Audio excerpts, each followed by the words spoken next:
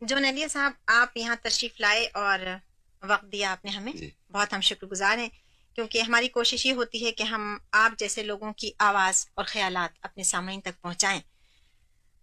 اور آپ کو میں یہ بتانا چاہتی تھی کہ ہمارے پروگرام کا عنوان ہے پھر مجھے یاد آیا۔ پھر مجھے یاد ہے، خوب۔ آپ یہ بتائیے کہ یہ عنوان سن کے آپ کو کیا یاد آیا؟ ہاں، بہت سی چیزیں یاد آئی ہیں اور آ سکتی ہیں اس عنوان کو سن کر۔ پھر مجھے یاد آیا تو مجھے یہ واقعہ یاد آیا، اپنا امروہے کا واقعہ ہے۔ اچھا، مگر اس کی کوئی نوعیت اجتماعی نہیں ہے، یہ خاندان کے سے متعلق ہے۔ تو ایک لڑکی تھی۔ اچھا، پھر مجھے یاد آیا نا۔ پہلے آپ مجھے یہ بتا دیجیے کہ اس وقت آپ کی عمر کیا تھی؟ بس میں نے سنا تھا، بہت لڑکپن تھا۔ اچھا، یہ واقعہ آپ نے سنا؟ ہاں، سنا اور اسے ایک طرح سے ہمارے سامنے جیسے پیش آیا ہو۔ اچھا، قریبی ماحول میں کا واقعہ ہے، جیسے ہم لوگوں کے سامنے پیش آیا ہو۔ تو ایک لڑکی تھی، اس کا نام تھا عذرا۔ اچھا، بہت خوبصورت لڑکی تھی۔ تو اس کی منگنی خاندانی ہی میں ایک صاحب سے ہوئی تھی، ان صاحب کا نام مرتضیٰ تھا۔ اچھا، تو منگنی کا بلکہ نکاح ہو گیا تھا، یعنی رخصتی نہیں ہوئی تھی، نکاح ہو گیا تھا یہ سلسلہ، اور رخصتی ہونی تھی 1 برس بعد یا 1.5 برس بعد۔ مگر کیا ہوا کہ ایک دن اطلاع آئی کہ مرتضیٰ کا انتقال ہو گیا۔ تو وہ لڑکی صحن میں بیٹھی ہوئی کچھ کاڑھ رہی تھی، تو اس نے اس طرح سنا جیسے کچھ سنا ہی نہیں، بالکل غیر متعلق، بالکل غیر جانبداروں کا سنا، بالکل خاموش۔ اچھا، خاموش ہو گئی، اور اس کے بعد ان کی چھت پر ایک عمارت، دوسری منزل بھی تھی اس مکان کی، وہ وہاں چلی گئی زینے چڑھ کر اوپر کے کمرے میں، دوسری منزل میں فوراً وہاں چلی گئی لڑکی، اور اب وہ وہیں رہنے لگی گویا۔ اچھا، بہت کوشش کرتے لوگ اسے بلائیں، اچھا کوشش کیا تھی کہ اس واقعے کی کوئی یاد دلا کے اسے رلایا جائے۔ وہ روتی بھی نہیں تھی، کچھ نہیں، بالکل خاموش، بالکل پتھر۔ اور صاحب وہ اس کی بود و باش وہی تنہائی میں اس نے رہنا شروع کیا، وہیں کھانا جاتا تھا، وہیں سب کچھ پوری زندگی۔ تو چند مہینے گزرے، ایک دن کیا ہوا کہ اچانک وہ وہاں سے اتری کوٹھے پر سے، اور اپنا بکس کھولا، اور بہت ہی شاہانہ قسم کا لیکن لباس جوڑوں سے نکالا اور پہنا۔ اسے لوگ حیران، یہ کیا قصہ، اور پھول، اس نے پھول پہنے جوڑے میں اور گجرا۔ یہ عجیب و غریب بات تھی کہ ایک لڑکی جو بالکل پتھر ہو گئی، اتنا بڑا حادثہ پیش آیا ہو، تو یا تو اس نے رد عملی کوئی نہیں دیا تھا، یا یہ کہ اچانک عجیب و غریب۔ تو اس کی کسی سہیلی نے پوچھا تم ہوا کیا ہے، تو اسے بڑے اطمینان سے کہا کہ وہ آئے تھے۔ اچھا، ہاں، وہ آئے تھے اور وہ مجھے لینے آئیں گے۔ پھر کون آئے تھے؟ کہ وہ لباس پہن کے اوپر چلی گئی، تو معلوم یہ ہوا کہ اس نے خواب میں دیکھا ہے کہ مرتضیٰ آئے ہیں اس کے منگے تک۔ انہوں نے کہا کہ میں آؤں گا اور تمہیں اپنے ساتھ لے جاؤں گا۔ تو لوگ سمجھے کہ دورہ ہے، دورہ پڑا ہے، ظاہر اتنا بڑا حادثہ ہے، تو یہ غیر متوازن ہو گئی لڑکی۔ تو وہ اوپر رہی، اوپر بیٹھ گئی جا کر۔ تھوڑی دیر کے بعد جو لوگ گئے دیکھنے میں اب کیا کیفیت ہے، تمہاری وہ ختم ہو چکی تھی۔ ارے ہاں، اب یہ اتنا عجیب قصہ تھا، یہ بہت دھیما سا، عجیب سا، بہت شدید، بہت دھیما، یقیناً کچھ عجیب، اس میں کچھ آوازیں بھی نہیں ہیں، فریادیں بھی نہیں ہیں، اور واقعہ ہو گیا۔ یہ تو بہت گہرا اثر ہوا آپ پر، یہ بہت لوگ قریبی ماحول کا تھا یہ قصہ، تو عجیب سا تھا۔ تو آپ کو یہ واقعہ جو یاد رہا، تو یوں تو زندگی میں بہت سے واقعات ہوتے ہیں، آپ نے اور بھی بہت سے لوگوں کو دیکھا ہوگا کہ وہ گزر گئے یا حادثات میں گزر گئے، تو کہیں یہ تو نہیں کہ آپ کی طبیعت میں خود اتنی ایک اداسی کا عنصر ہے، ایک تنہائی کا؟ اداسی تھی نا، ہاں، کہ اس نے آپ کو اتنا متاثر کیا کہ آپ کے طبیعت پیوست ہو گیا ذہن میں، مزاج سے کوئی مطابقت رکھتا تھا، کچھ عجیب سا یہ قصہ، کچھ داستان سی جیسے، ہاں ہاں، یعنی حقیقت بھی داستان بالکل معلوم ہوتی ہے، خواب بالکل اس طرح کا واقعہ تھا، اور یہ بہت مجھے کبھی کبھی یاد آتا ہے، تو یہ تو اداس کرتا ہے۔ ہاں، یہ تو آپ کے قرب و جوار کی ایک بات تھی جو آپ کو یاد رہی۔ اس کے علاوہ کچھ یاد؟ بہت سے واقعات ہیں، کوئی اپنی یعنی یہ یاد کہ شاعری آپ نے کیسے شروع کی؟ ہاں ہاں، یہ بات، ہاں صاحب، پہلے میں یہ مجھے یاد آیا، ہوا یہ کہ شام کا وقت تھا، شام سے ذرا پہلے، کیوں سمجھ لیجیے کہ 5 بجے کا وقت ہے، نہیں، اندھیرے سے پہلے، تو ہاں شام ہی کا وقت، صحیح یاد ہے۔ تو ہم لوگ کھیل رہے تھے اپنے محلے میں، تو اور بھاگ دوڑ کا کھیل تھا، تو کسی نے کہا کہ سیدھے ہو لو۔ دوڑا تو میں کربلا کی طرف، مغرب کی طرف، اپنے محلے کی گلی سے، لیکن میں نے دوڑتے ہوئے یہ کہا کہ کربلا جانے سے رات ہو جائے گی، اور یہ کہے کہ میں فوراً کھڑا ہو گیا، یہ کیا قصہ ہے؟ یہ تو کچھ اور طرح کی عبارت ہے, یہ وہ عبارت نہیں ہے جو ہم دل میں بولتے ہیں, یہ وہ زبان نہیں ہے, وہ یہ نثر نہیں ہے. جو شاعرانہ ماحول تھا میں فوراً سمجھ گیا کہ یہ واردات ہوئی اور وارد ہو گیا. اچھا کوئی خاص بات نہیں تھی, میں شعریت نہیں تھی, کوئی جذبہ نہیں تھا, مگر وہ جو ایک آہنگ تھا اس کا جملے کا, اس نے اتنا وجد میں لایا کہ وہ صاحب کھڑا ہو گیا, اور وجد کیا حالت میں نتیجہ مجھے آ کے اسے پکڑ لیا. اندازاً کیا عمر رہی ہوگی؟ یہ بہت ہی چھوٹا تھا. ہاں بہت کم. اچھا اب باقاعدہ شعر جو میں نے کہا جس میں کوئی اس طرح کی غلطی بھی نہیں تھی کہ کوئی حرف گر گیا ہو, جو باقاعدہ شعر تھا تو وہ 2 شعر تھے. یہ شاید 8 برس کی عمر ہوگی. اور آپ کو یاد ہے؟ ہاں بالکل. وجہ کیا ہے, ایسے واقعات آدمی بہت یاد رہتے ہیں. اچھا آپ یہ بات دیکھیں گی کہ آپ کو بہت سے شروع کے واقعات تو یاد ہوں گے, جب آپ کی 4 برس کی عمر تھی, 6 برس پہلے ماضی قریب کے بھول جاتے ہیں. بالکل اس زمانے کے واقعات بہت یاد ہیں. اچھا پھر یہ نفس میں بالکل اتر گیا تھا یہ واقعہ, یہ صورت حال, تو یہ مجھے مسلسل یاد رہی. تو وہ شعر جو میں نے پہلی مرتبہ کہے, سب سے پہلا شعر تو یہ تھا کہ چاہ میں اس کی تماچے کھائے ہیں. اس وقت ہمارا رنگ سرخ تھا, سرخ سفید. اچھا. چاہ میں اس کی تماچے کھائے ہیں, دیکھ لو سرخی میرے رخسار کی. اب سب جھومنے لگے شعر کا, شعر پہلا کا, اس کے بعد غزل مکمل کی کچھ دنوں کے بعد. اچھا. سب سے پہلے یہ شعر یہ کہا تھا اور اس کے بعد غزل مکمل کی. دوسرا شعر جو کہا وہ صرف شعر ہی رہ گیا, غزل اس پہ کبھی نہیں گئی. اور یہ شعر تھا کہ جو میری کیفیت کی پوری نمائندگی کرتا ہے. اچھا. میری ذہنی, میرے مزاج کی, میرے ذہن کی. وہ یہ ہے صاحب کہ نہ جانے کیا ہے یہ بات اور کیا حقیقت ہے, نہ جانے کیا ہے یہ بات اور کیا حقیقت ہے, مجھے تم ہی سے محبت, تم ہی سے نفرت ہے. واہ. ایک ہی شعر ہے, اور شعر نہیں کہے, لیکن یہ مجھے بہت ہی عجیب سا لگتا ہے. اور یہ جیسے میں نے پورا اپنے آپ کو منتقل کر دیا ہو, بہت عمدہ, پوری طرح کھول کر سامنے آ گیا ہوں. یہ بالکل میرے اندر ابتدائی. ہاں بالکل. بس وہ شاعری شروع ہو گئی. اتنے آپ نے چھوٹی عمر میں شاعری شروع کر دی, تو آپ کچھ اور کھیل وغیرہ نہیں کھیلتے تھے ہم بچوں کی طرح؟ کھیل تو میں کھیلتا تھا, لیکن قصہ کیا ہے, میں ایسی صورتحال سے بچتا تھا جس میں مقابلہ درپیش ہو, یعنی ہار جیت کا سوال جہاں پیدا ہو جائے. کیا وجہ تھی؟ وجہ یہ تھی کہ آنا جھوٹی آنا, یعنی کچھ تربیت اس لیے اس طرح دی گئی تھی تم بہت ذہین ہو, تم بہت ہی اہم آدمی ہو. اچھا میں جانتا کہ نہ میں ذہین ہوں نہ اہم ہوں, میں اپنی حفاظت کرتا تھا. میں ایسے موقعوں سے کتراتا خواہ کہ اگر سبکی ہو گئی, اگر ہار گئے. چنانچہ کھیلتا تو تھا, لیکن میں پسند یہ کرتا تھا کہ بجائے کھیلنے کے کھیل دیکھوں. اگر مجھے ہاکی بہت پسند تھی, میں ہاکی کھیلتا تھا. لیکن اگر ایسا موقع ملتا کہ اس دوران کہ مجھے کھیلنے کے بجائے دیکھنے کا موقع ملے تو آپ دیکھنے کو ترجیح دیتا. تو پھر آپ نے وہی تماشائی کا ہی رول ادا کر دیا ہمیشہ؟ بڑی حد تک میں نے تماشائی کا رول ادا کیا. کچھ کھیل میں کھیلتا, ہاکی ہے, کرکٹ مجھے پسند نہیں بالکل, یہ بہت فضول مجھے معلوم ہوتا, بڑا وقت. ہاں بہت ہی. یعنی اتنا انتظار تو محبوب کا کیا لگتا ہے, 5ویں دن 4تھے دن جدید ترین کھیل ہاکی ہے. کرکٹ میرے خیال میں قدیم کھیل ہے جو بڑا وقت ہوتا ہے لوگوں کے پاس.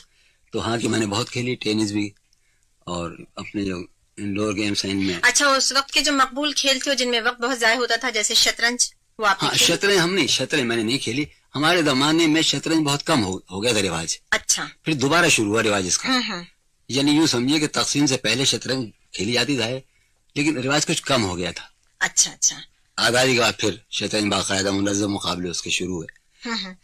تو آپ نے جو یہ کہا کہ آپ میں انا بہت تھی, اور اس انا نے آپ کو تنہا کر دیا. تنہا کیا. تو یہ تنہائی ہمیشہ کے لیے آپ پہ مسلط ہو گئی. مسلط ہو گئی. اور جون صاحب, آپ کو معلوم ہے کہ ہمارے اس پروگرام میں ہم اپنے مہمان سے یہ ضرور پوچھتے ہیں کہ موسیقی میں آپ کو کیا شوق رہا, تاکہ اس مناسبت سے ہم آپ کے پسند کے نغمے سنوا سکیں. تو نغموں سے پہلے میں یہ عرض کرنا تھا کہ موسیقی سے بڑا شوق تھا, اور سب سے پہلے شوق جو تعارف موسیقی سے وہ عرس کے ذریعے. اچھا. ہمارے جد امجد کا عرس, ہمارے محلے میں درگاہ ہے, عرس ہوتا تھا, تو بالکل اپنے گھر کی چیز تھی. تو قوالی پہلے, ہماری موسیقی قوالی کی شکل میں پہلے ہمارے سامنے میں داخل ہوئے, اور اس کے بعد مجھے فلم دیکھنا بہت شوق تھا لگپن میں. اچھا. اور اداس گانے, انتہائی اداس, وہی پسند تھے اداس, اور ہمارے والد کو اداسی گانے پسند تھے.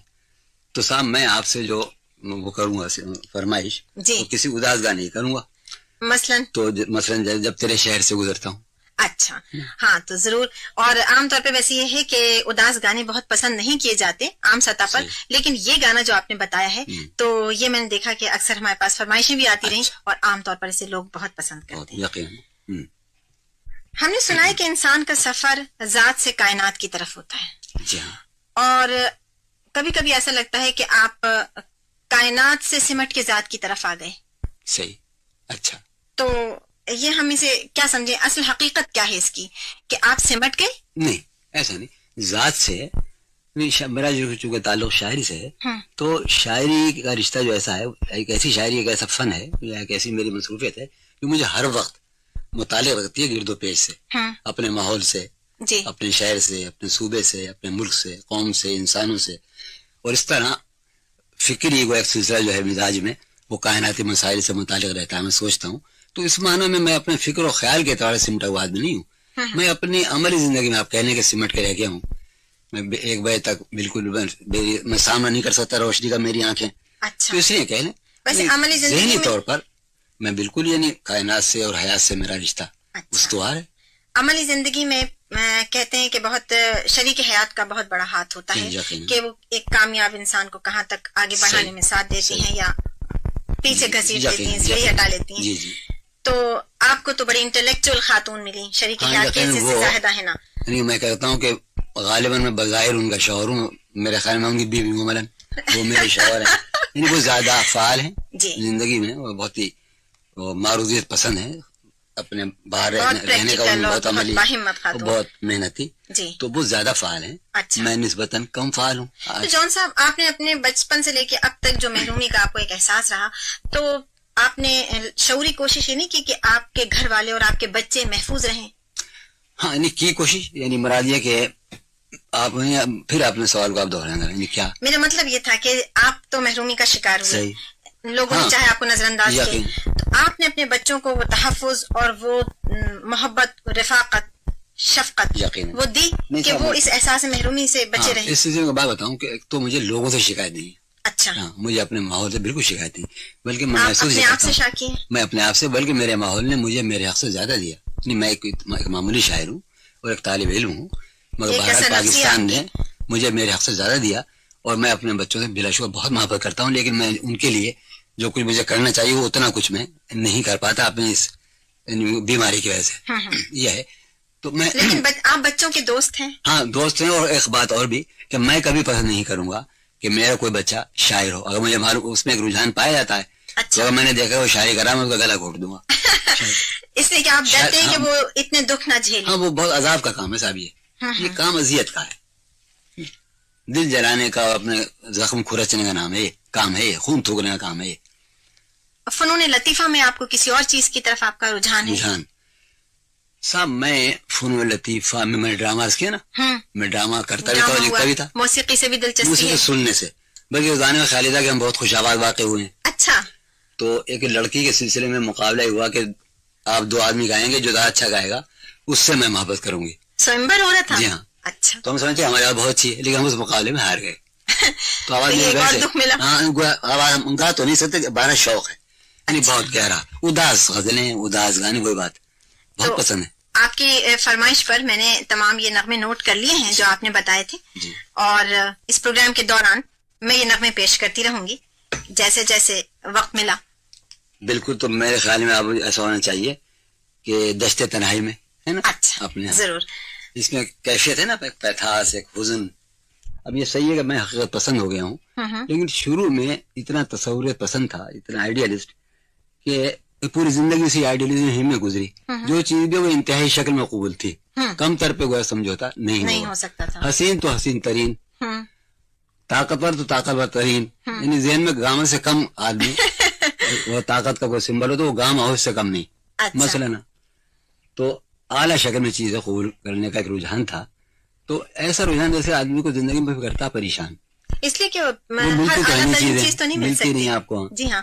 تو میں اب حقیقت پسند ہوں یقیناً, لیکن وہ تربیت اور عادت جو ہے, چیز طبیعت چاہتی تو وہی ہے جو چاہتی ہے. آپ کو پھر احساس محرومی نہیں ہو گیا؟ شدید ہوا. تو میرے پورے مزاج, میری شخصیت, پورا مزاج احساس محرومی کی نمائندگی کرتا ہے.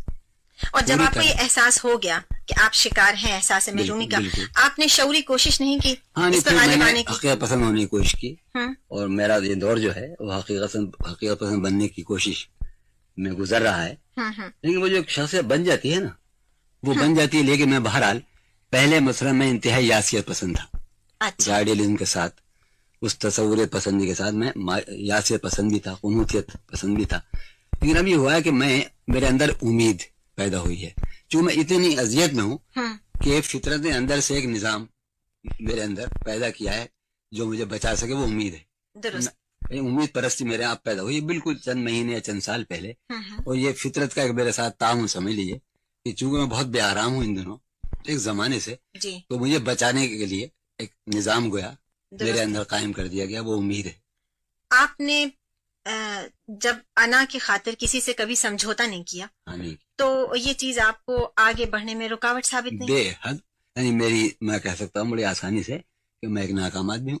میں نے مثلاً حکومتوں میں ماشاء اللہ لگا، ماشاء اللہ کسی دور میں بھی میں نے کبھی سر نہیں جھکایا، یعنی ذرا بھی اگر میں شریک کار ہو جاتا یعنی ان شاعروں کا ساتھ دیتا جو حکومت کے قصیدے لکھتے تھے مثلاً یوفنا کے زمانے میں، ضیاء الحق کے زمانے میں، تو ایسا کبھی نہیں ہوا۔ میں نے کبھی کوئی سمجھوتا نہیں کیا، نہ افراد سے سمجھوتا کیا نہ نظام سے، کبھی نہیں کیا۔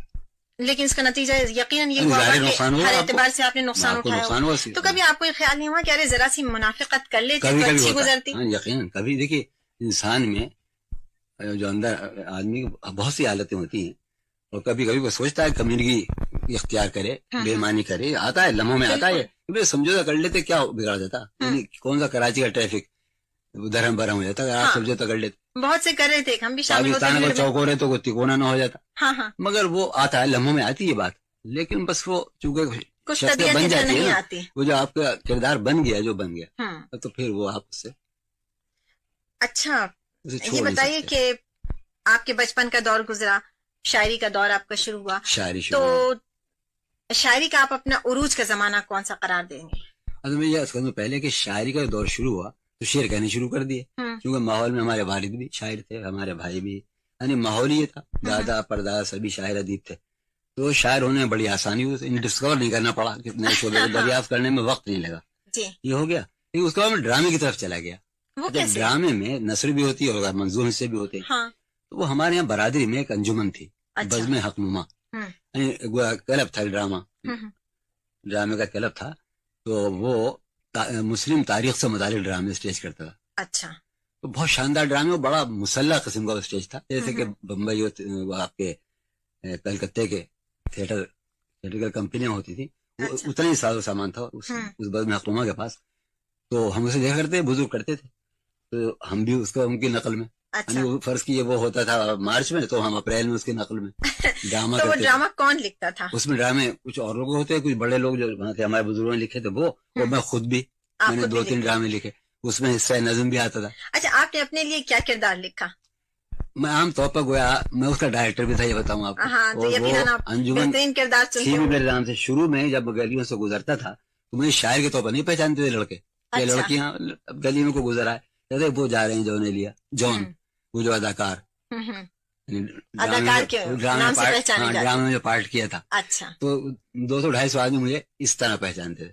تو آپ سے میں پوچھی تھی کہ آپ اپنے لیے کیا کردار منتخب کرتے تھے؟ وہ کردار مرکزی ہوتا ہے ظاہر، ہیرو۔ اب میں چاہ رہی تھی کہ ادب کے حوالے سے تھوڑی سی بات کریں۔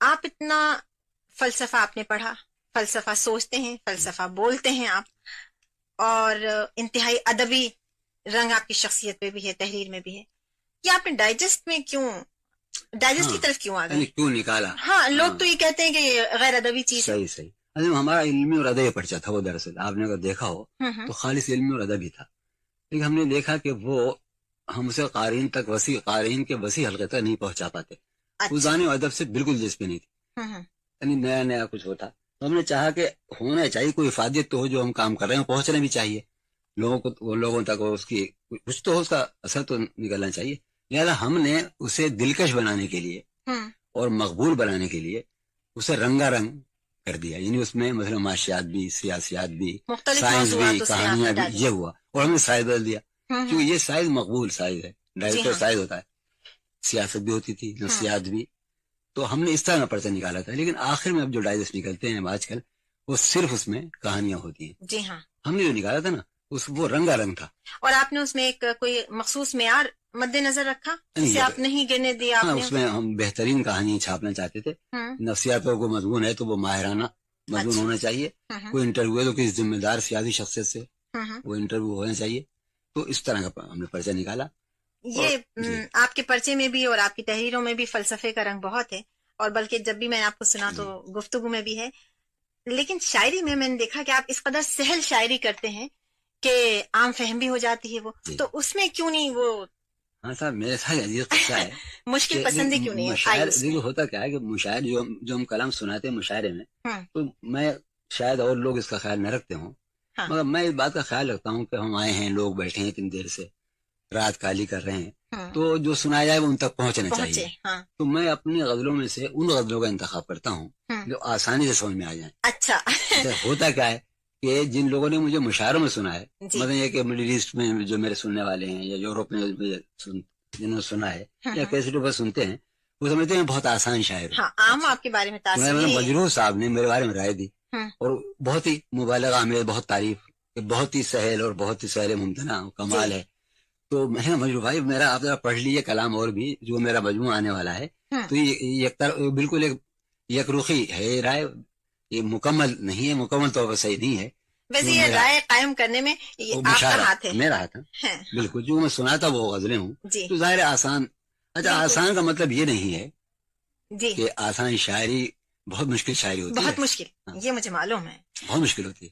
اب مجھے کوئی ٹوکتا بھی نہیں, یہی ہوتا ہے خاندان میں کیا. صحیح, بہت اب یہ بہت آسان ہے جی, لیکن بڑی گہری بات اور بہت اچھی بات ہے. اچھا اور چلے, ہم نے آپ کی شاعری پہ بات کی, ادب کے حوالے سے بات ہوئی, اب ذاتی زندگی کے بارے میں آپ مجھے کچھ بتائیے کہ ذاتی زندگی میں آپ کو سب سے زیادہ کس بھائی نے متاثر کیا؟ ماشاءاللہ آپ ایسے علمی ادبی گھرانے سے آپ کا تعلق ہے کہ خانہ ہم آفتاب. آپ کی محبت ہے. اصل میں ہمارے والد سب سے زیادہ انہوں نے متاثر کیا, جو دن بھر لکھتے تھے, اور ان کا تعلق مذاہب عالم کی تحقیق سے بھی تھا اور علم حیض سے بھی تھا, تاریخ اسلام متعدد کئی زبانیں جانتے تھے. اور پھر ہمارے بڑے بھائی رئیس صاحب جنہیں مرحوم کہنا پڑ رہا ہے, تو وہ بڑے قادر الکلام شاعر تھے, بہت خوبصورت بے پناہ قادر الکلام. اور انہوں نے پاکستان بننے سے پہلے کئی برس پہلے ایسے شعر کہتے کہ آج آپ اس وقت آپ سنتی تو آپ کو حیرت ہوتی, آج تو پاکستان بن چکا ہے. مثلا دیکھیے ان کا شعر کہ یاد رکھنا وقت کا فرمان ٹل سکتا نہیں, موت ٹل سکتی ہے پاکستان ٹل سکتا ہے. اگر سن 43 میں یہ بات آپ کہیں, یقین نہیں آتا انگریز چلا جائے گا بر صغیر سے, اس وقت ایک شاعر یہ کہہ رہا ہے. تو یہ تو ایسا لگتا ہے کہ جو علم نجوم اور اس وقت بالکل تعلق نہیں دوں گا, وہ فقط شاعر تھے. یہ تو 15-20 برس پہلے کی بات, وہ خالص شاعر تھے. دوسرے شعر انہوں نے کہا ایک برس پہلے کہ عید کے موقع پر کہ اے مہ نو کاش اتنا ہو تیرے امکان میں, سال آئندہ ہو اپنی عید پاکستان میں. تو یہی ہوا بھی. تو میں ان سے بہت متاثر تھا کیونکہ بہت خوبصورت, بہت وسیع ان کا مطالعہ, بہت شاندار شاعری وہ کرتے تھے زمانے میں, سیاسی قومی شاعری. تو وہ بہت متاثر کرتے تھے. مثلا ذرا ایک لمحے میں انہوں نے 1 منٹ میں 2 شعر کہہ دیے, تو یہ دیکھ کر ان کے قادر کلامی طبیعت بہت متاثر ہوتی تھی. پھر ہمارے فلسفے کے زیادہ تعلق ہے ہمارے منجلے بھائی سے محمد تقی, وہ ہر وقت فلسفے میں مصروف رہتے تھے. تو یہ دونوں چیزیں میرے بیک وقت مجھ پر اثر انداز ہوئی, شاعری بھی اور فلسفہ بھی. اور میں فلسفیوں اور شاعروں کو ایک طرح سے اپنا مثالیہ سمجھنے لگا. تو شاعری میں آپ نے کیا اصلاح لی رئیس صاحب نہیں, ان سے تو نہیں, میں نے بابا سے اصلاح لی. کیونکہ وہ بھی بابا ہی کے شاگرد تھے. آپ کے والد صاحب کا کوئی کلام شائع ہوا؟ ہاں, اصل میں شاید آپ آگے سوال کریں تو اس کا جواب میں اس وقت دوں گا. ان کی کچھ چیزیں شائع ہوئی, لیکن ان کی شاعری کچھ نظم بھی شائع ہوئی رسالوں میں, لیکن مجموعے کی شکل میں نہیں شائع ہوا. تو یہ میرا بہت بڑا دکھ ہے. ہاں, اب آپ بھی بہت عرصے بعد مجموعہ آپ نے ترتیب دیا ہے, اور اب ہم سن رہے ہیں کہ منظر عام پہ آنے والا ہے. تو دیکھیے بالکل مربوط بات ہو گئی. جی, اصل میں طالبہ صاحبہ قصہ کیا ہے کہ میں نے ایک شخص کو دیکھا کہ جب میری آنکھ کھلی تو وہ لکھ رہا ہے. جب میں سو رہا ہوں اور رات کو آنکھ کھلی فرض کی 11 بچہ سویرے سے جاتا ہے, تو دیکھا کہ 11 بجے وہ لکھ رہے ہیں ہمارے والد. اچھا, ان کا تو مجموعہ نہیں چھپا. اب اس کی کیا وجہ ہوئی؟ اس میں ممکن ہے میری ذمہ داری ہو, میری غیر ذمہ داری ہو کہ وہ سامنے چیزیں نہیں آ سکی, لیکن 12 ان کا کلام نہیں چھپا. وہ یہ تھا کہ انہوں نے جو 2-3 بیاضیں بنائی تھی, کوئی 5-6 ہزار شعر تھے ان میں, وہ کوئی دوست لے گیا اور پھر لوٹ کے نہیں آئی. تو میں سمجھتا ہوں کہ میرے باپ کا کلام نہیں چھپا تو میرا کیوں چھپے, اور میں سمجھتا ہوں بڑی حد تک میری ذمہ داری بھی ہے. تو میں اپنے آپ کو سزا دے رہا ہوں ایک طرح سے. یہ آپ کیوں آخر خود اذیتی کے شکار ہیں کہ آپ ہر چیز کی سزا؟ میرا پہلا مجموعہ 25 برس پہلے آنا چاہیے تو جو اب آ رہا ہے, میں نے قابو پایا کہ بھائی چلو ایسا ہے کہ تمہارے باپ کا کلام نہیں چھپا, تو تم 12 اپنے باپ کے بیٹے ہو, تم نے وہ 12 اگر محفوظ ہو جائیں تمہارے نام کے ساتھ تو یہ ایسی دکھ کی سی بات ہے. مجھے بڑا ایسا جرم ہوتا ہے جب میں نے کبھی اشاعت کے اپنے کلام کے 10 سالوں میں بھیجتا ہوں میں, اور نہ بدگوان چھپا تھا, بہرحال آ رہا ہے. یہ بہت خوشی کی بات ہوگی کیونکہ بہت سے لوگوں کو انتظار تھا, اور آج آپ نے ایک نئے رخ کا اظہار کیا ہے کہ شاعری میں نہ صرف سہل پسندی بلکہ گہرائی اور مشکل پسندی بھی ہے. تو اب جب مجموعہ ہم دیکھیں گے, نہیں میں نے یہ کہنا چاہا کہ میں نے آسان شعر ہی نہیں کہے, تو میں آسان شعر بھی کہے, لیکن 12 وہ شعر بھی جو زبان کے اعتبار سے بہت زیادہ سہل نہیں ہیں جی, وہ میرے کلام کا غالب حصہ ہے.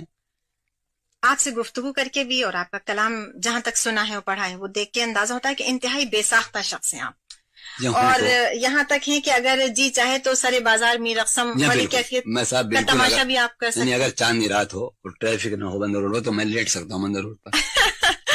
کوئی آپ کو تعامل نہیں ہوگا؟ بالکل تعامل نہیں ہوگا. تو یہ کیفیت مجذوبانہ ہے یا طفلانہ؟ بالکل ہاں طفلانہ ہی کہیں. میرے اندر ایک بچہ جو ہے جی وہ کبھی گویا باغ آنے کے لیے تیار نہیں اپنی حرکت سے, وہ ہے. اچھا اچھا بالکل. تو پالا صفت بھی آپ ہیں اتنے, اور بچپنا بھی ہے آپ میں, اور اتنا حزن اور اداسی بھی ہے, یہ یکجا کیسے ہو گئے؟ دیکھیے جو آدمی تصور پسند ہو اور جو بچہ ہو جو دنیا چاہتی ہے اسے پختہ ہونا چاہیے, اور وہ دنیا سے وہ معاملہ کرتا ہو جو بچے کرتے ہیں زندگی سے معاملہ, تو وہ تو ناکام ہوگا بھی, اسے تو اداسی محسوس ہوگی, اس کا معاملہ تو زندگی سے نہیں ہو سکے گا. آپ کو نقصان آپ کی ضد نے پہنچایا؟ ہاں, ضد نے, آئیڈیلزم نے, آدرش کی تلاش نے. اچھا جون صاحب, آپ کی تحریریں جب دیکھی, میں نے پڑھی, تو مجھے کبھی کبھی احساس ہوا کہ میں شاید عہد بابل کے کسی شخص کی سن رہی ہوں. ہاں اس سے آپ صحیح فرما رہے ہیں. آپ خود کو کس زمانے کا آدمی سمجھتے ہیں؟ سمجھیے کہ جب میں لڑکپنی کی بات ہے, ہمارے والد دراصل ایک خاص فضا میں رہتے تھے. قدیم بابل, عہد نامہ عتیق, اولڈ ٹیسٹامنٹ, اس طرح کی فضا تھی چونکہ ان کی, اور بعض معاملات بہت جدید تھے, اسٹرانومی کے آدمی تھے وہ. تو وہ تمام قصے سنتا تھا, جند اوسطا, عہد نامہ عتیق, ہندوستانی گویا مذہبی کتابیں. تو میں بابل سے اور عراق کے اس علاقے سے بہت متاثر ہوتا تھا. اچھا. اور میں گویا بر صغیر میں نہیں رہتا ذہنی طور پر, میں ذہنی طور پر بابل میں رہتا تھا. بابل کے باغوں میں, معلق باغ, ان کے گویا نیچے سے گزر رہا ہوتا تھا. اس پر لکھا بھی میں نے. اچھا یہ بتائیے کہ کبھی تو آپ اتنے قدیم لگتے ہیں, اور کبھی آپ اس خطرناک حد تک جدید ہوتے ہیں کہ یہ لگتا ہے کہ ہم بہت پیچھے ہیں, آپ کسی بہت آگے آنے والے زمانے کے شخص. تعداد کہہ لیں یا اسے آپ تاریخی اور تہذیبی تسلسل کا تقاضا کہہ لیں, کہ ایک تسلسل ہے میرے یہاں جو قدیم اور جدید کا, جو ٹوٹ نہیں پاتا ہے رشتہ. آپ کو لگتا ہے کبھی کبھی کہ آپ اس زمانے میں مسفٹ ہیں؟ ہاں, مجھے محسوس ہوتا ہے کہ کبھی سوچتا ہوں کہ مجھے ہونا چاہیے تھا 4 صدی ہجری میں, اور کبھی سوچتا ہوں کہ مجھے 24ویں صدی میں ہونا چاہیے. یعنی اس دور میں جہاں میں ہوں, میں اپنے آپ کو نہ ہم آہنگ پاتا ہوں. آپ کا اسٹار کیا ہے؟ اسٹار میرا کیا ہے, 14 دسمبر ہے میری پیدائش, تو کیا ہونا چاہیے. تو اب یہ اچھا, یہ جو اسٹار سوال کیا آپ نے, یہ بالکل جدید سوال ہے. یہ تقسیم کے بعد یہ سلسلے شروع ہوئے. اس زمانے میں ہمارے بزرگ جو تھے, جو نوجوان اس زمانے ہوتے تھے, وہ انہیں اوہام سمجھتے تھے کہ آپ کا اسٹار کیا ہے, آپ ذرا ہاتھ دکھائیے. آزادی سے پہلے ایک بڑی روشن خیالی تھی. اچھا, یہ مغربی انداز میں آیا ہے ہمارے, لیکن یہ بھی تو ایک علم ہے. ہاں, مجھے خیال یہ آیا کہ یہ رجحان آج کل بہت عام ہے آزادی کے بعد. میں نے اس لیے سوچا کہ میں آپ سے پوچھ لوں, لہٰذا سامعین جب معلوم کر لیں گے تو پھر وہ آپ کے بارے میں پڑھیں گے, اور سامعین مجھے بتائیں 14 دسمبر کھل کے پھر آپ کو بتا سکیں گے, سمجھ سکیں گے کہ آپ. میں تو یہ چاہوں گا تاج صاحبہ, کوئی سامعین میں سے کوئی صاحبہ 14 دسمبر کو پیدا ہونے والے کے بارے میں کچھ بتائیں کہ اس کا مستقبل کیا ہوگا, اسے تباہ ہونا ہے, تباہی سے بچنا ہے. آپ کو رئیس صاحب سے بہتر کون بتا سکتا تھا, وہ ہمیں موجود نہیں ہے, کیونکہ ان کے کالم تو گواہ ہیں کہ ہزاروں کیا لاکھوں افراد نے ان سے ہمیشہ رہنمائی حاصل کی. پسندیدہ آپ کا رنگ, موسم اور خوشبو کیا ہے؟ صاحب موسم پہلے بتاؤں, مجھے انتہائی پسند ہے مارچ سے لے کر جو موسم شروع ہوتا ہے جون تک, 15 جون. اور مجھے برسات سے چڑ ہے, جاڑوں سے چڑ ہے. مجھے گرمی لو جو ہے, میں رقص کرنے کی جگہ کے لیے ہوں. یعنی میں کبھی نہیں, تمام دروازے بند ہیں, کھڑکیاں بند ہیں, اور شائیں لو چلی نا, میں چپکے سے نکلا اور گلی میں پہنچ گیا, اور لڑکوں کو بھی کسی طرح نکال لیے گھر سے, ٹہل لیں. یعنی مجھے گرمیوں کی دوپہر ایسی لگتی ہے جیسے چاندنی رات. آپ کی مزاجی کیفیت ایسی تو نہیں کہ کہتے ہیں کہ جب لو چلتی ہے تو پانی ٹھنڈا ہو جاتا ہے؟ ہاں آپ کی مزاجی لو میں تو مجھے ایسا آہنگ نظر آتا تھا کہ اس پر وجد کرنا چاہیے, رقص کرنا چاہیے. جانے کیوں, مجھے گرمیوں کا موسم بہت ہی پسند ہے. ہوں میں 14 دسمبر کی پیدائش جاڑوں کی. جی تو آپ نے مجھ سے یہ بھی ذکر کیا تھا کہ آپ منصور حلاج کی سے بہت متاثر ہیں. اصل میں حلاج کی شخصیت بڑا ہی عجیب شخصیت رہی ہے ہمارے خاص و ادب میں, اردو میں, سندھی میں, پنجابی, ہماری جو زبانیں ہیں ان میں اس کا کردار شاعری میں بہت ابھر کے سامنے آیا ہے. بالکل. اور وہ کہ نمونہ ہے وہ آزادی رائے کا ہے نہیں, ایک بغاوت کا, ایک عجب سرمستی و قلندری کا. جی. تو اس پر میں نے پڑھنا چاہا, پڑھا اور اس کی کتابوں کا ترجمہ کیا, اس کی تشریح لکھی, اور اپنے طور پر بھی میں نے حلاج کی زندگی پہ کتاب لکھی ہے, باغی صوفی حلاج.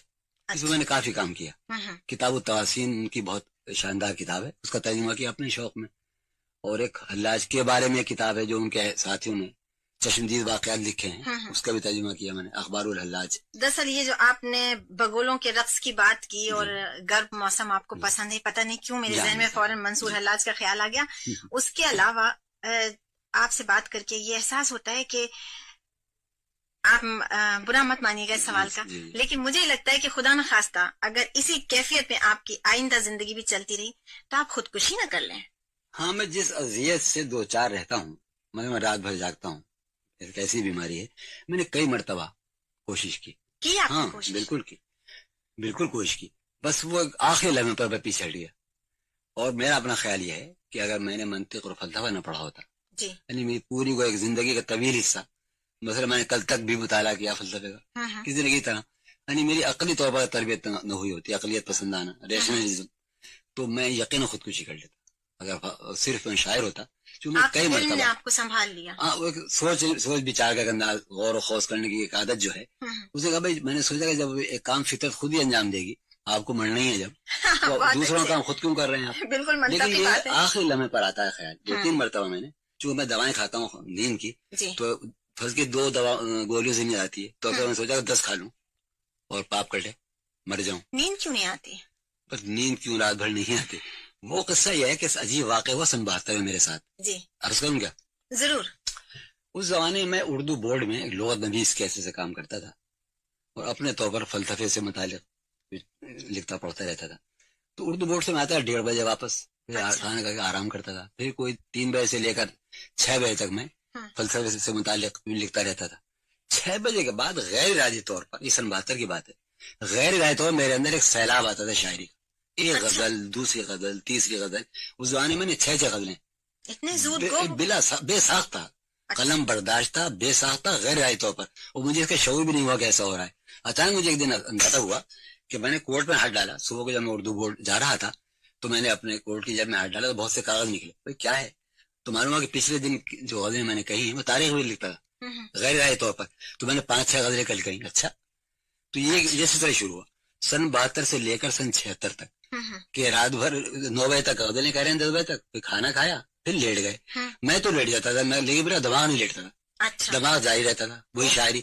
اب 2 بجے ہیں, 4 بجے ہیں. جب اس طرح 1 برس گزر گیا تو میں بھاگا لاہور کہ احباب میں رہوں گا, چل جائے گا یہ سلسلہ, اس سے بچ جاؤں گا کچھ دن کے لیے. چنانچہ وہاں احباب کے مجمع میں میں اس سے محفوظ رہا شاعری سے. لوٹ کر آیا پھر وہی. اچھا. چنانچہ یہ سلسلہ سن 72 سے لے کر سن 77 تک چلا, سن 76 کے آخر تک. اور شاعری کی جو روایت تھی وہ تو کٹ گئی. یہ شاعری کا سیلاب آیا تھا, اور بے خوابی کا ایک صحرا رہ گیا, بے خوابی کا ایک ریگستان رہ گیا جو اب تک. چنانچہ میں نے سن 76 کے آخر وہ رو کٹی ہے شاعری کی, سن 83 تک ایک مصرع نہیں کہا. پھر سن 83 سے کچھ بحال ہوئی طبیعت, پھر شعر کہنے شروع کیے. تو بہرحال شعر تو میں کچھ کہنے لگا ہوں, کہتا ہوں, لیکن بے خوابی میری نہیں, صنعت مجھے نہیں ملی, اور میں جو کچھ کرنا چاہتا ہوں میں نہیں کر پاتا. ایک آدمی ذہنی کام کرتا ہے اور ذہنی پر حملہ ہوا ہے, بے خواب ذہن کیا کرے گا. درست. زخمی ہوا ہے بالکل میرا دماغ. جون صاحب ہماری وہ بات ادھوری رہ گئی کہ آپ نے موسم تو بتا دیا, رنگ اور خوشبو. جی رنگ اور خوشبو کے بارے میں, خوشبو ہر طرح کی خوشبو اچھی لگتی ہے. یعنی میرے خیال میں خوشبو کو کون پسند نہیں کرے, کیسی بھی خوشبو ہو. اچھا. اب میں اس کا کوئی نام شاید نہ رکھ سکوں. بارہ مجھے خوشبو, پھولوں میں گلاب کی خوشبو, چمیلی کی, سفید چمیلی کی, اور صاحب مجھے اس کی کامنی کی خوشبو پسند ہے. یہ تو یہ ہوا. اور آپ غالب فرما رہی ہیں رنگ. بھائی رنگ کے بارے میں کہنا بڑا مشکل ہے. ویسے فوری طور پر جو میرے ذہن میں رنگ آتے ہیں طالبہ صاحبہ, وہ ہے سبز و سرخ. اچھا. کس وجہ سے, کہ کوئی خاص وجہ بہت سے ہوتی ہے. میرا شعر بھی ہے, ایک سبز جھیل میں کشتی ہے سرخ سرخ، ایک جسم خواب خواب ہے، ایک جہاں ہے خواب خواب، میری غزل ہے. تو یہ سب سے زیادہ نمایاں قسم کے رنگ ہیں اور جمالیاتی ان کا ایک وہ ہے، ایک کیفیت رکھتے ہیں یہ سبز و سرخ، شاید اس لیے. اور کچھ اور بھی ہو سکتی ہیں اس کی وجوہ، اور بھی ہو سکتی. آپ یہ بتائیے کہ آپ کی زندگی میں محبت، رفاقت اور اعتبار جی یہ آپ کو حاصل ہوا؟ ہاں، اعتبار مجھے دوستوں کے دائرے کی حد تک ایک زمانے میں بہت حاصل تھا اعتبار، لیکن وہ دوستوں کا حلقہ بکھر گیا میرا. ایک زمانے میں دوستوں کو بڑا انحصار کرتا تھا، یعنی ایک ہجوم تھا دوستوں میں جو میرے ساتھ رہتا تھا. اور میں یہ سمجھتا تھا کہ جو رشتے آپ کو ورثے میں ملتے ہیں، یعنی خون کے رشتے، دوستی کا رشتہ اس سے زیادہ، ان سے زیادہ اہم ہوتا ہے. لیکن بات کو تجربہ ہوا تو معلوم یہ ہوا، تجربہ جب کیا کہ نہ خونی رشتوں میں کوئی معنی ہے نہ دوستی کے کوئی معنی ہے. تو مجھے تو ابھی ان میں کوئی معنویت نہیں نظر آتی، یعنی عام طور پر میں محسوس کرتا ہوں. تو میں سمجھتی ہوں کہ اگر آپ کو یہ تینوں چیزیں محبت، رفاقت اور اعتبار مکمل طور پہ مل جاتا، کاش مل جاتا. آپ تو کہہ رہے ہیں کاش مل جاتا، میں کہتی ہوں شکر ہے نہیں ملا، ورنہ آپ ایک عام آدمی ہو جاتے اور ہم جون ایریا سے محروم رہ جاتے. بتاتا ہوں، یہ خیال ہے طیبہ صاحبہ، یہ خیال میرے خیال میں صحیح نہیں کہ شاعر جب تک تباہ نہ ہو اس وقت تک وہ شاعری نہیں کر سکتا، جب تک اسے دق نہ ہو، ٹی وی نہ ہو. تو میرے خیال میں ایسا عام تاثر یہی ہے. غالباً غلط ہے. دیکھیے شاعر ایک شاعری ایک ذہنی عمل ہے نا، اور ذہن کو سکون چاہیے. جی. تو اذیت زدہ ذہن یعنی میرے خیال میں بڑا تخلیقی کارنامہ انجام نہیں دے سکتا. ہو سکتا ہے مستقبل جو واقعات مثالیں ایسی ہوں، لیکن دیکھیے جو ذہنی کام ہے نا اس میں غالب کے بارے میں آپ کا کیا؟ غالب اس طرح پریشان آدمی نہیں تھے، یعنی بڑی وہ بہت چیختے ہیں، بہت محرومی کا اپنے اظہار کرتے ہیں. لیکن دیکھیں ان کا شعر ہے کہ ہزاروں خواہش ہے ایسی کہ ہر خواہش پر دم نکلے.